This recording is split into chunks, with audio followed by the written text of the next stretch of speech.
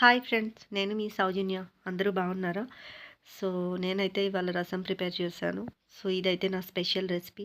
So, చూడండి. మీకు కూడా నచ్చితే డెఫినెట్‌గా ట్రై చేయండి. చూపిస్తున్నట్టుగా నేను తీసుకున్నవి టొమాటోస్, ఆనియన్స్, రెడ్ చిల్లీ, కొన్ని ధనియాలు, ఇంకా మిరియాలు, కొద్దిగా చింతపండు. అండ్ ఇవన్నీ మనం ఇట్లా వేసేసుకొని కొద్దిగా కందిపప్పు విడిగా నానబెట్టుకోవాలి. సో, ఎక్కువసేపు ఏం అవసరం లేదు. ఒక 10-15 మినిట్స్ నానబెట్టిన తర్వాత సో, నీట్‌గా వాటర్ వంచేసి పప్పు వరకు వేసుకొని మీరు ఏ గ్లాస్తోనో, ఏ గిన్నెతోనో తీసుకుంటారో దాంతోటి 2 గ్లాసెస్ వాటర్ పోసుకోండి. లేదా 2 గిన్నెలతో నీళ్లు పోసుకొని పెట్టేసేయండి. సో, వీటిని ఇలా నేను చూపిస్తున్నట్టుగానే కుక్కర్‌లో పెట్టేసుకొని సో, విజిల్ పెట్టేసి మరీ హై ఫ్లేమ్ కాదు, మరీ లో ఫ్లేమ్ కాదు, మీడియం ఫ్లేమ్‌లో పెట్టుకొని 2-3 విజిల్స్ వస్తే సరిపోతుంది. ఆ తర్వాత ఆఫ్ చేసేసేద్దాం. సో, నేనైతే 2-3 విజిల్స్ ఇచ్చాను. ప్రెషర్ కంప్లీట్‌గా పోయినాకే ఓపెన్ చేయండి. సో, ముందే డెఫినెట్‌గా ట్రై చేసి ఓపెన్ అయితే చేయొద్దు. సో, నేను చూపిస్తున్నట్టుగా టొమాటో మనకి మంచిగా ఉడికిపోయినాక మనం ఇలా జస్ట్ సో, నేను చూపిస్తున్నట్టుగా అలా అనేగానే పైన దాని పీల్ మనకి నీట్‌గా వచ్చేస్తుంది. సో, ఆ పీల్ మనకు అవసరం లేదు. సో, నేను చూపిస్తున్నట్టుగా తీసి పక్కన పెట్టేసుకోండి. నేనైతే చిన్నవి 3 టొమాటోస్ తీసుకున్నాను. అండ్ చిల్లీస్ తీసుకున్నాను కదా! సో, ఉన్న ఈ టొమాటోస్, కందిపప్పు, ధనియాలు, మిరియాలు, చింతపండు వీటిని అండ్ ఆనియన్స్ కూడా ఉన్నాయి కదా! సో, మంచిగా మిక్సీ జార్‌లోకి ట్రాన్స్‌ఫర్ చేసేసుకోండి. అండ్ మీకు అనిపియచ్చు ఎందుకు ఇలా చేత్తో తీయడం, వంచేస్తే వాటర్ బయటికి పోతాయి. సో, డైరెక్ట్‌గా ఏసేసుకుంటే అయిపోతుంది గదా అని. సో, అలా ఏం కాదండి. యాక్చువల్లీ మనకి వాటర్ కూడా చాలా ఇంపార్టెంట్. అండ్ మనం ప్రిపేర్ చేసే ఈ రసానికి అది ఎక్కువ టేస్ట్‌నిస్తుంది. సో, మనం వాటర్‌ని వేస్ట్ చేసుకోవద్దు. మంచిగా మనం స్ట్రైనర్ ఉంటే మోస్ట్‌లీ మీరు స్ట్రైనర్ ప్రిఫర్ చేసేసేయండి. వాటర్ మంచిగా కిందకి పడి కిందకొచ్చేస్తాయి. దెన్ మీరు ఈజీగా మిక్సీలో వేసుకోవచ్చు. సో, యాక్చువల్లీ నా దగ్గర స్ట్రైనర్ లేదు. సో, నేను అందుకోసమని ఇలా తీయాల్సొచ్చింది. అండ్ ఈ వాటర్ నేను వేస్ట్ చేయట్లేదు. పక్కన పెట్టుకుంటున్నాను. సో, చూస్తున్నారు గదా!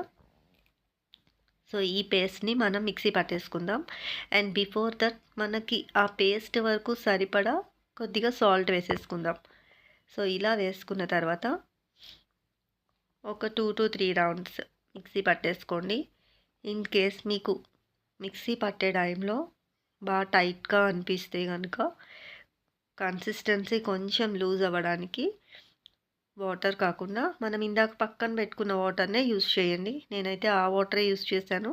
నా కన్సిస్టెన్సీ ఇలా వచ్చింది. అండ్ ఫస్ట్ మనం తాలింపేసేసుకుందాం. తాలింపు వేసుకున్న తర్వాతే రసం మంచిగా మరిగించుకుందాం. సో, నేనైతే గిన్నెలోనే పెడుతున్నాను. సో, కావాల్సినవి తాలింపు దినుసులు. సో, కొద్దిగా చిన్ని ఉల్లిపాయలు ఉంటాయి గదా! అవి కచ్చాబిచ్చాగా దంచేసి పెట్టుకున్నాను. కొద్దిగా పుదీనాకు, మింట్, కరివేపాకు, ఇంకా తాలింపుకి రెడ్ చిల్లీ. ఇందాక మనం కొన్ని అందులో యాడ్ చేసాము. కొన్ని ఇలా వేసుకోండి ఫ్లేవర్‌ని ఇస్తుంది. సో, మనకి మంచిగా ప్యాన్ హీట్ అయ్యే వరకు కొద్దిగా టైం పడుతుంది. సో, వీడియో చేసి చాలా డేస్ అవుతుంది. అండ్ కొద్దిగా బిజీ ఉంటున్నా. సో, చాలా రోజుల తర్వాత వీడియో చేస్తున్నాను. సో, ఈ రెసిపీ డెఫినెట్‌గా ట్రై చేయండి. మీకు డెఫినెట్‌గా నచ్చుతుంది. ట్రై చేసిన తర్వాత నాకు కామెంట్ చేసి చెప్పండి టేస్ట్ చేసినాక. సో, మా హస్బెండ్ అయితే చాలా బాగా లైక్ చేశారు. బావుందన్నారు. సో, ఇలా ఆనియన్ ఆయిల్ వేసేసుకోండి. సో, స్టీల్ గిన్నె పెట్టుకున్నాను కాబట్టి నాకు ఎక్కువ సేపు పట్టలేదు ఆయిల్ హీట్ అవ్వడానికి. సో, ఫాస్ట్‌గా నేను కావాల్సినవన్నీ వేసేస్తున్నాను. సో, మింట్ ఎందుకు మిరియాలు, ధనియాలు, మింట్ మోస్ట్‌లీ ఇది ఎందుకు చేయాల్సొచ్చింది అంటే నేను రీజన్ మీకు చెప్తాను. ఆహ్, సో, మంచిగా వేపుకోండి ఇలాగా. సో, అయిన తర్వాత మనం ఒక మెయిన్ థింగ్ మర్చిపోయాను.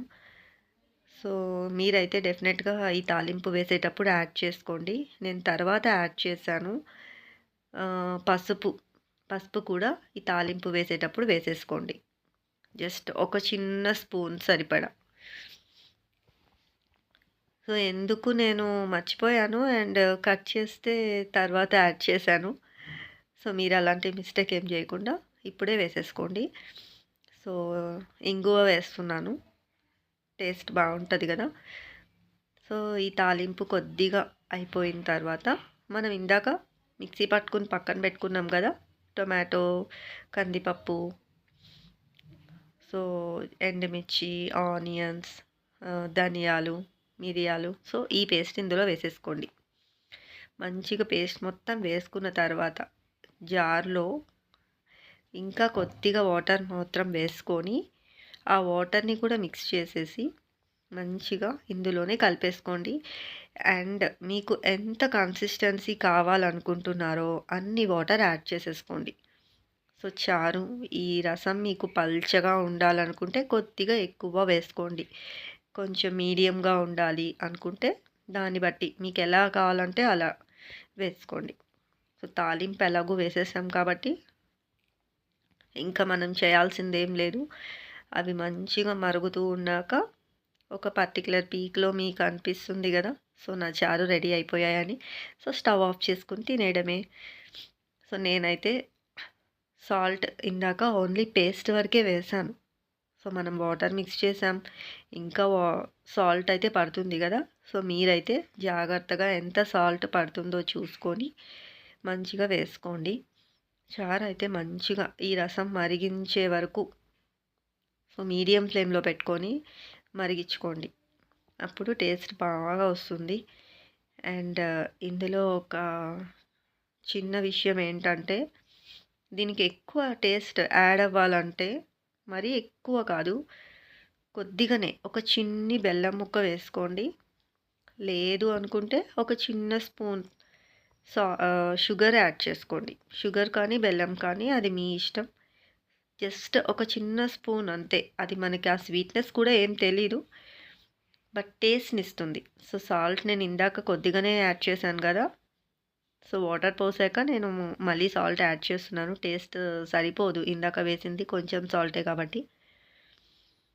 సో, మంచిగా మరిగించుకొని వేడి వేడి రైస్‌లో చాలా అంటే చాలా టేస్ట్ బాగా వచ్చింది.